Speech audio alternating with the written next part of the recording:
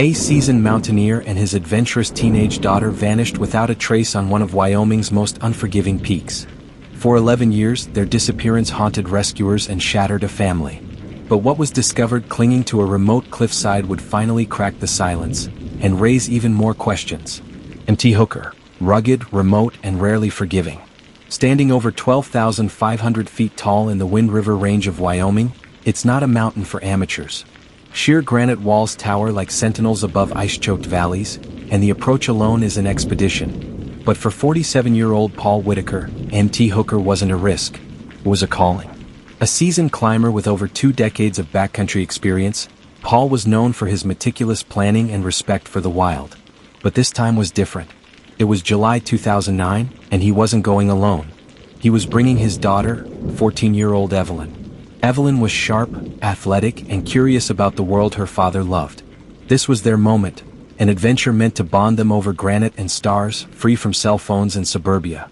They left home in Casper, Wyoming, early on the morning of July 13th. Paul had filed a general backcountry itinerary with a friend and mentioned plans to tackle the northeast face of Mt. Hooker.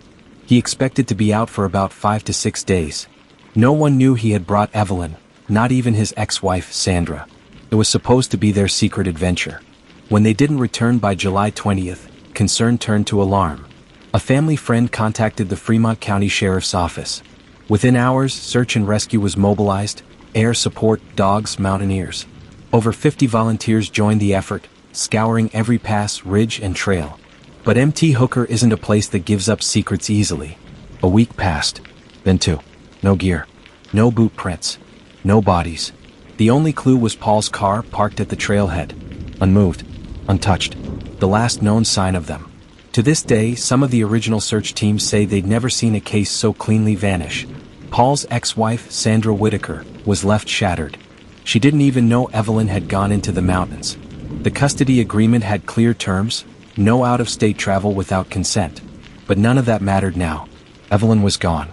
For years, Sandra held out hope. Maybe they were injured, stranded in a crevice, living off the land. Maybe Paul had decided to disappear. But as time passed and winters blanketed Mt. Hooker again and again, the hope curdled into something harder: doubt, grief, rage. She clung to the idea that someone someday would find something. But Mt. Hooker kept its silence.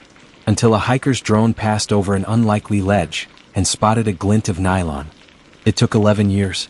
11 years of wind, ice, and silence. Then, in the summer of 2020, an off-route backpacker's drone hovered over a remote cliff, and what it captured shattered a decade of mystery. August 18, 2020. The summer had been particularly dry in Wyoming's Wind River Range.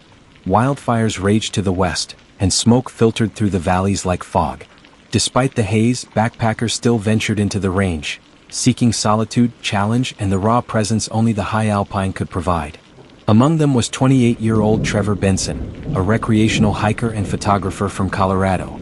Trevor wasn't there for a summit.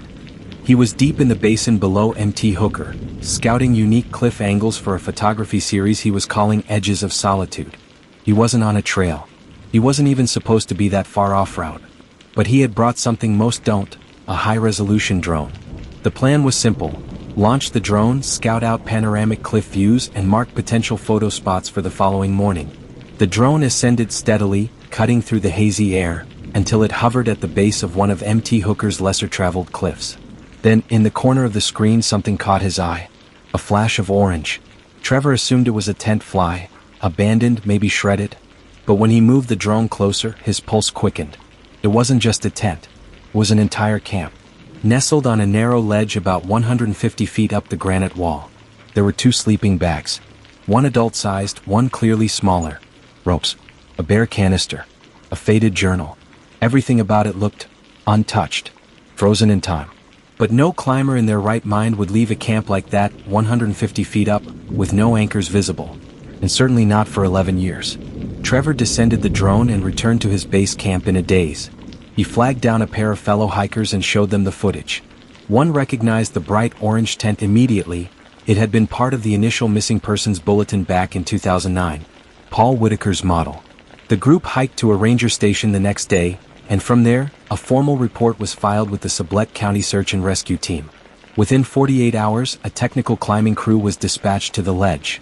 It took another 2 days of rope work and aerial surveillance just to locate a safe anchor point. But once they reached the ledge, the mystery of the Whitakers' disappearance began to unravel, slowly and heartbreakingly. The camp had not been destroyed by weather or wildlife. It was remarkably intact. The tent fly had partially collapsed under snow years ago, but the interior was sheltered by the overhang. The sleeping bags were zipped. Evelyn's journal was wedged between her bag and a small climbing pack. Inside the bare canister, trail mix, protein bars, 2 open cans of beans, and a disposable camera. The camera, to everyone's shock, still had film. No signs of struggle. No blood. No gear thrown off the ledge. Just an eerie stillness. As if father and daughter had simply vanished after setting up camp. But then they found the climbing rope, stretched taut, wedged into a crack just below the ledge. About 30 feet down, tangled in a juniper root, was the first body. Paul Whitaker. He had fallen, not all the way down the face but just far enough. His harness had snapped near the waist loop, likely weakened from years of freeze-thaw. By the time rescuers reached him, he was almost skeletal. The autopsy would later confirm death from blunt trauma, likely sustained during a sudden fall. But where was Evelyn? The discovery reignited a media firestorm. Paul's face and Evelyn's school photo were plastered across every screen. News crews speculated. Former rescuers spoke out. Some believed Evelyn had tried to descend for help and vanished. Others wondered if she had died elsewhere and been taken by animals. Sandra Whitaker, Evelyn's mother, was interviewed on Good Morning America. Her voice shook with both hope and dread. "I just want to know what happened to my baby. I want this to be over." Back on MT Hooker, the recovery team pressed on. Over the next 3 days, they combed the granite ledges, brushy descents, and talus fields below the camp. Then, 400 feet downslope, in a narrow rock crevice half filled with snowmelt, they found the second body. It was Evelyn, still in her fleece. Arms crossed around her ribs as if bracing against the cold. Her hiking boots were still on. There were no signs of trauma, no fractures. An autopsy would later suggest hypothermia, possibly within 48 hours of her father's fall.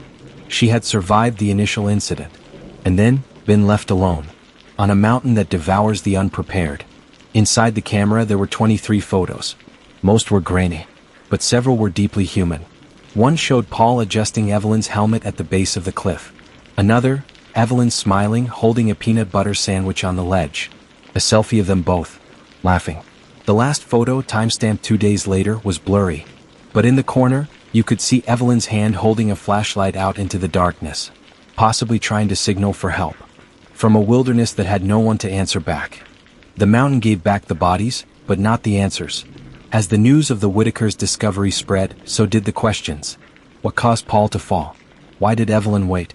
And why, after all these years, was the truth still just out of reach?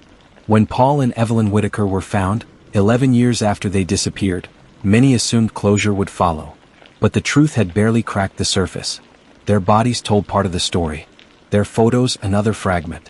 Yet a growing number of people, law enforcement, experts, and internet sleuths, began to suspect that the Whitakers' tragedy wasn't just an accident.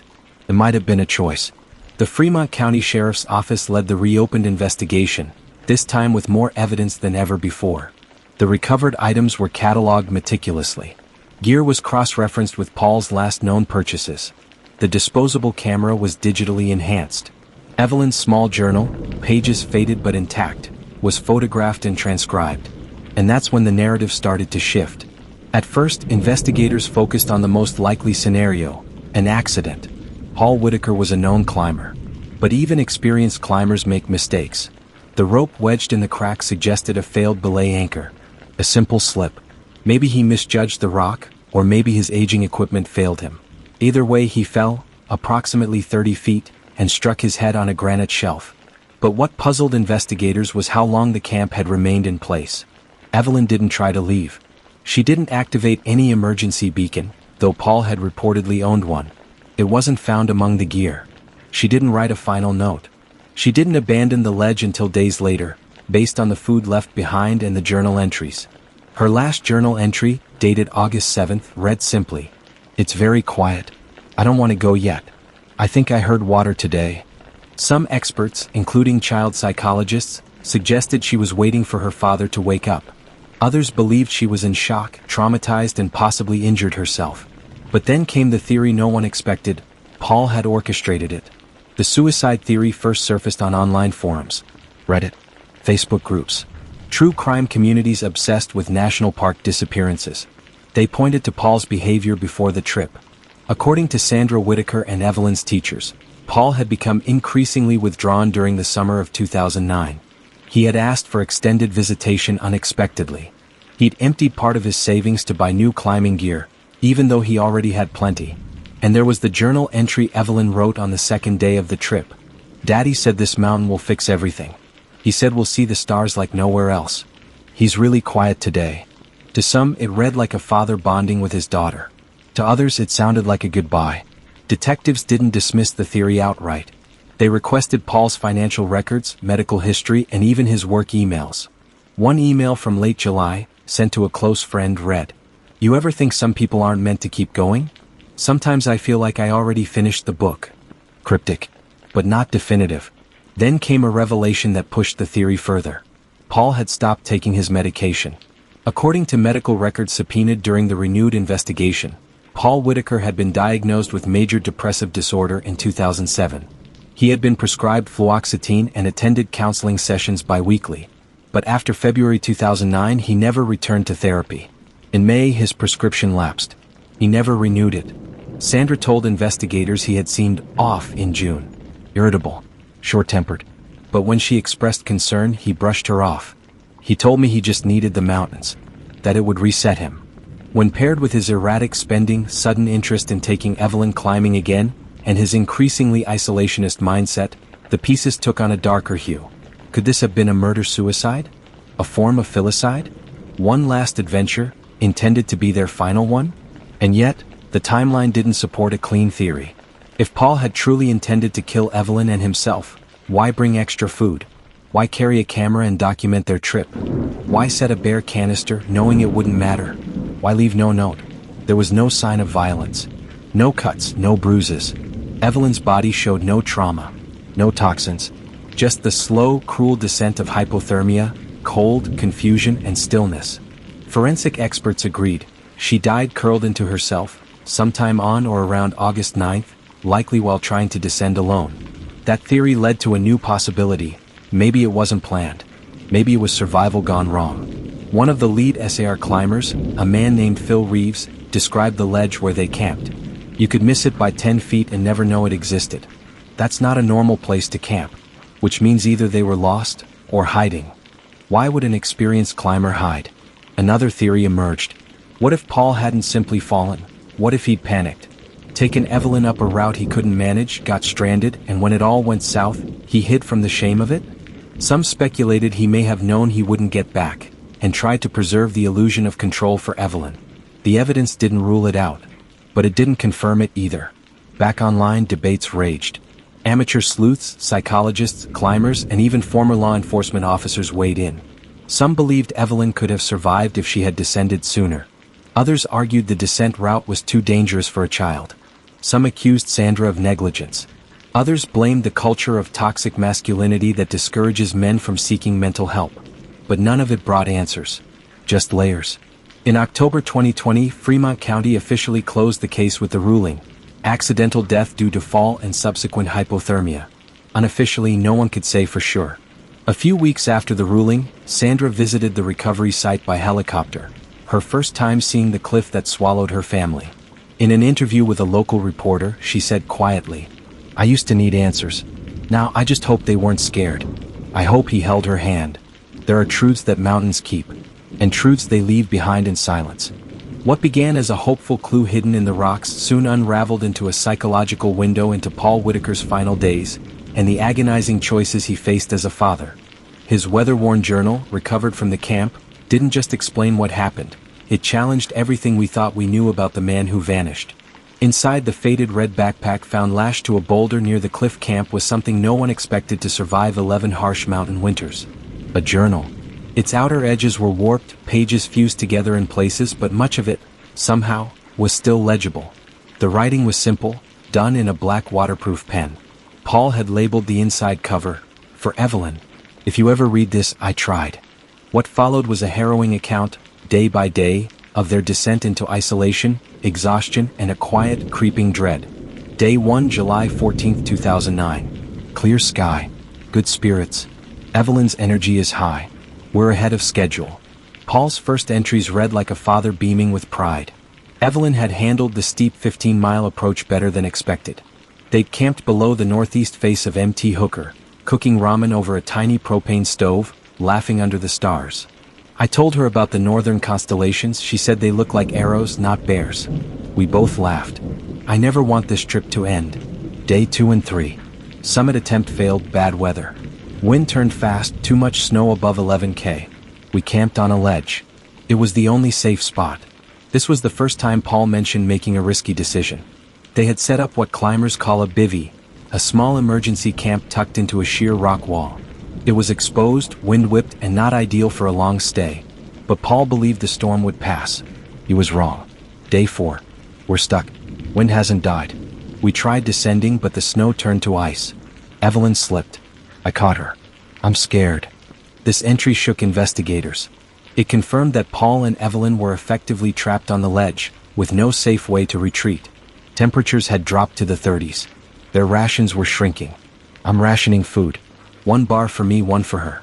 She doesn't complain. She's stronger than me. Day 6. Still no sun. The ledge is crusted in frost. Evelyn's lips are cracking. I tried to make her laugh. It worked. Here, Paul's tone started shifting. The initial optimism was fading, replaced by dread and guilt. He made a note about hearing a helicopter echo in the distance. I tried signaling with my mirror. I don't think they saw us. That helicopter was confirmed to be part of the early search efforts in 2009. Paul had been just outside the flight path. Day 7. We heard something below, rocks falling. Maybe animals. Evelyn's afraid to sleep. So am I. Paul began referencing hallucinations. He wrote about seeing shadows that moved where nothing was. He questioned his own clarity. I keep seeing my dad. He's standing on the ridge. But I know he's been dead 14 years. Despite this, he repeatedly reassured Evelyn in the journal. His entries showed a man battling panic internally while projecting calm. I told her we'd be out in 2 more days. I lied. But I had to. Day 9. Food is gone. Water from runoff only. Evelyn's coughing. I wrapped her in the tarp. I'm giving her my jacket at night. This was the moment things turned grave. Paul was starving himself to keep his daughter warm. There was no mention of injury yet, but he described Evelyn's energy as fading. She asked me this morning if we were going to die. I told her no. I had to. Her eyes are sunken. Her voice is quiet. Day 11. Avalanche last night. The wall shook. I thought we were done. Here, the journal pages were smudged with what appeared to be dried water damage, or perhaps tears. Paul didn't clarify if it was snowmelt, but the next entry offered a chilling update. Evelyn hit her head on a rock in the night. She's dizzy. Slurring. I think she has a concussion. No more climbing down. His writing was increasingly fragmented. Misspelled words. Sentence fragments. He was deteriorating too. Day 12.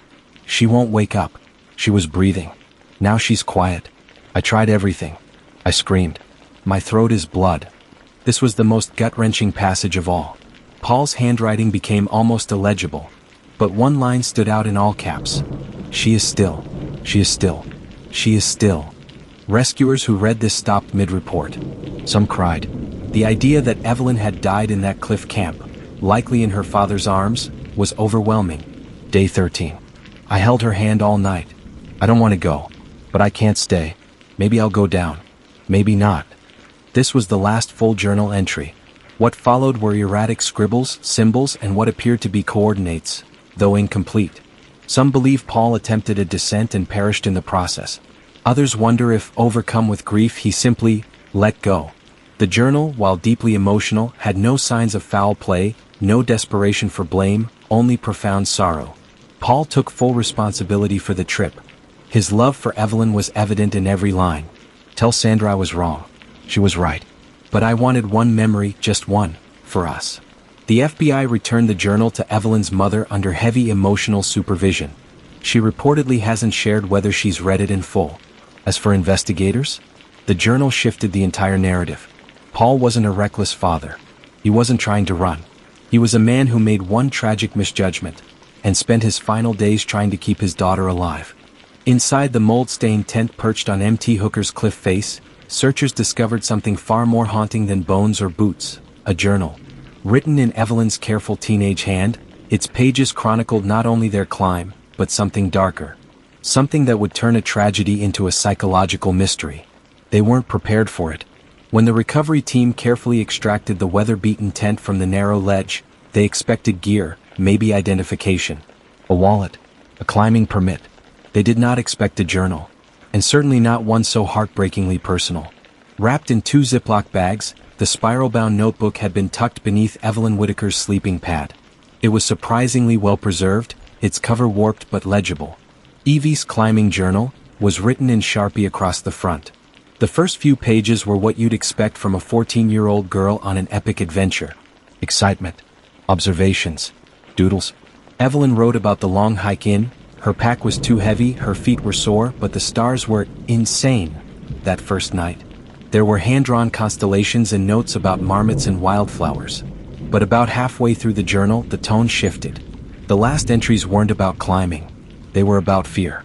The entry dated July 16, 2009, just 3 days into their trip, marked the first signs that something was wrong. Dad didn't eat dinner. He just sat outside the tent staring at the ridge.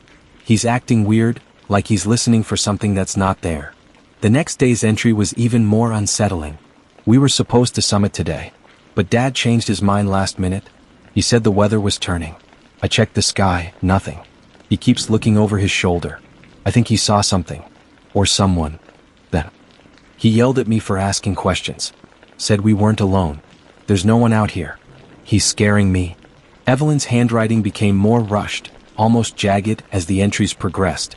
She mentioned voices in the night, her father whispering to someone who wasn't there.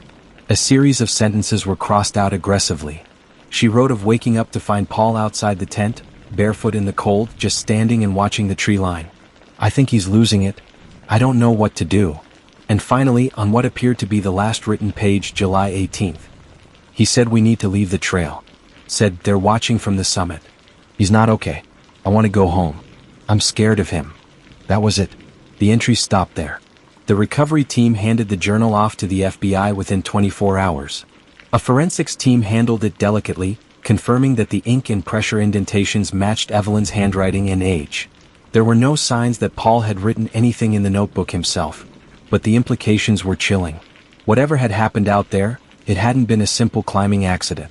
Former FBI profiler Miranda Stokes, who was brought in to consult, called it one of the most emotionally charged field journals she had ever reviewed. It's the voice of a teenager desperately trying to make sense of an adult's unraveling mind. And it reads like a descent, not from the mountain but from reality. Was Paul suffering from altitude-induced psychosis? It wasn't unheard of, though rare at elevations below 13,000 feet. But friends and fellow climbers described Paul as mentally sound, logical, emotionally even. And yet Evelyn's words painted a different picture. What if Paul had been deteriorating for some time, paranoia slowly creeping in? Had he brought his daughter into the wild not for adventure, but escape? Worse, had he led her to her death? Sandra Whitaker, Evelyn's mother, was given a copy of the journal's transcript. She declined to read it for weeks. When she finally did, she said it broke something inside her she didn't know could still be broken. She trusted him. Even when she was afraid, she still called him Dad. She was begging to be heard, and no one was listening. Public reaction was swift and emotionally divided. Some believed Paul had a mental breakdown and lost touch with reality, leading them off course and eventually into fatal exposure. Others thought Evelyn's entries hinted at something more sinister, that Paul may have intentionally disappeared, even planned it. Was he fleeing something? A custody battle? A diagnosis? Or was he simply trying to live out a delusional fantasy of surviving off-grid with his daughter? No one had answers. Only the journal. In a final, chilling twist, a photograph was found inside the back cover of the notebook. It was slightly curled, but intact. A selfie taken by Evelyn on what appeared to be their second day. She was smiling, wind-blown and flushed, with the shadow of M.T. Hooker behind her. Beside her, Paul stood smiling too, but his eyes were focused just off camera. He wasn't looking at the lens. He was watching something else. Searchers later compared the photo to topographic data of the area where they were found. In the background, About 400 feet up the ridge, there was a faint, dark indentation in the cliff face. A shadowed alcove. One that no one had investigated yet. And just like that, the mystery deepened. Just when the mystery seemed to reach its darkest point, a new clue emerged, hidden in plain sight within a shadowed cleft of the mountain. What searchers found there not only reframed Evelyn's final journal entries but rewrote the truth of what really happened on Mt. Hooker that July. The story wasn't over. Not even close.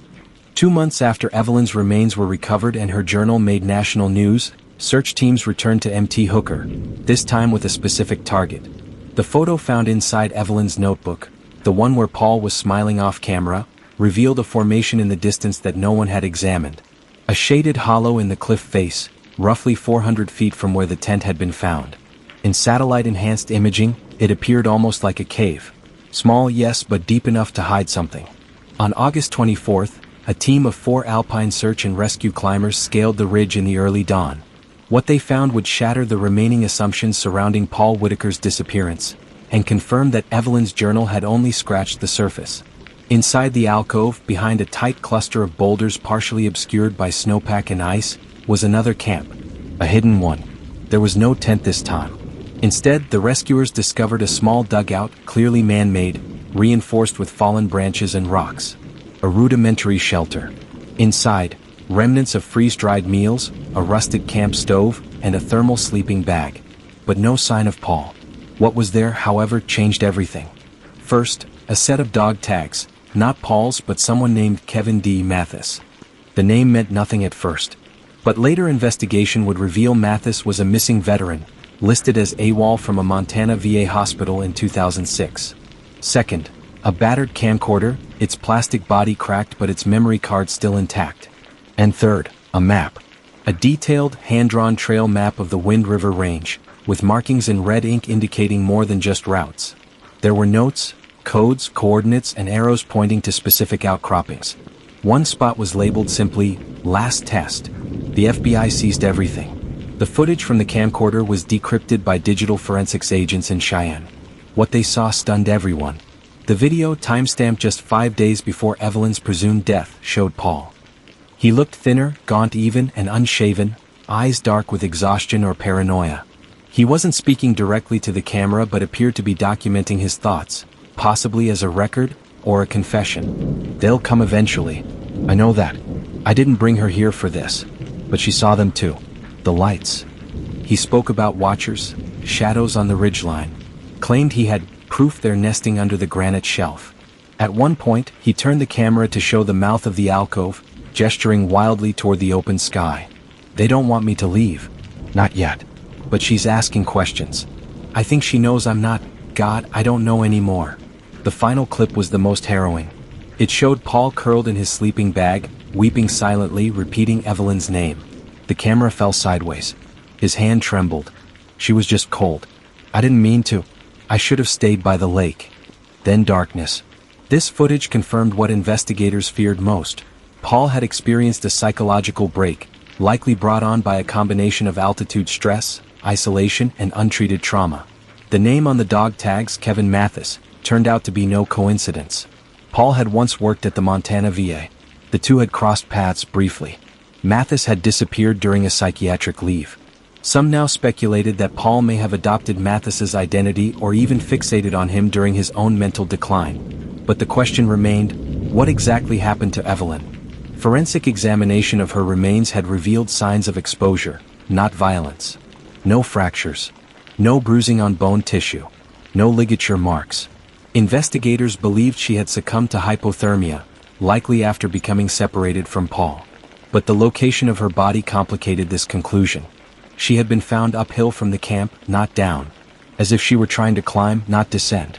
And her boots were unlaced, consistent with paradoxical undressing, a behavior seen in severe hypothermia cases.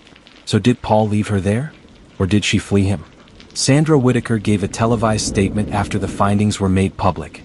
Her voice trembled, but her words were resolute. My daughter died on that mountain, afraid and alone. She didn't deserve that. I believe Paul loved her, but love without reason, without grounding in reality, can become something monstrous. The internet erupted with theories. Some insisted Evelyn had died trying to escape Paul, who had become dangerous, possibly even delusional. Others saw a tragic story of a father undone by trauma, who had wanted to bond with his daughter and instead unraveled under the weight of past demons and high-altitude isolation. There was also a small but vocal group who believed Paul may still be alive. The secondary camp had signs of recent use. The food packets were dated just 1 year before discovery. Could he have survived out there, off-grid, alone, hiding from the world? The FBI issued a national alert for any sightings of Paul Whitaker. None have been confirmed. Today, Evelyn's case remains a paradox. There was no clear villain, no courtroom, no trial, only a journal, a photograph, and a father's whispered apologies caught on a broken camcorder. In the years since, her story has become part of mountaineering folklore. A cautionary tale told by rangers to backpackers headed into the Wind River backcountry. Her face appears on safety brochures beside a single line, "Tell someone where you're going, and come back." A small memorial cross now stands near the trailhead to Mt. Hooker, placed by Sandra. It reads, "In memory of Evelyn Grace Whitaker. Brave, bright, beloved. The mountain couldn't take that from you." As for Paul, his fate remains the final unsolved piece. Maybe he perished alone just beyond the ridge. Maybe he vanished into the wilderness, a ghost of his former self. Or maybe he's still out there, chasing shadows no one else can see. What really happened on that mountainside? Was it an accident? A tragic miscalculation? Or did something far darker drive a father to walk off the edge of reason, taking his daughter with him? Mt. Hooker kept its secret for over a decade.